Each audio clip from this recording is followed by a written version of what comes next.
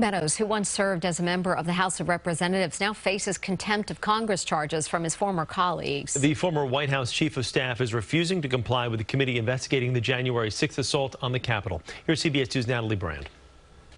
The full House will soon vote on whether to find former White House Chief of Staff Mark Meadows in contempt of Congress. His time as a member of the House should make him more aware of the potential consequences of defying a congressional subpoena. Do we have a legitimate legal question here that we ought to resolve before we proceed with criminal contempt? Monday night, the committee investigating the January 6th attack on the U.S. Capitol voted unanimously to move forward with contempt charges after Meadows refused to comply with a subpoena citing executive privilege. On my part, I've tried to share non-privileged information, but truly the executive privilege that Donald Trump has claimed is his to waive. It's not mine to waive. It's not Congress's to waive.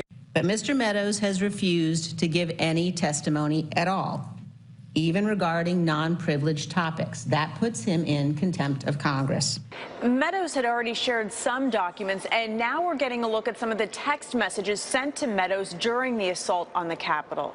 Fox News host Sean Hannity urged Meadows to tell President Trump to make a statement and ask people to leave the Capitol. Host Laura Ingraham did the same, adding, quote, he is destroying his legacy. Even the former president's oldest son texted Meadows saying he's got to condemn this ASAP.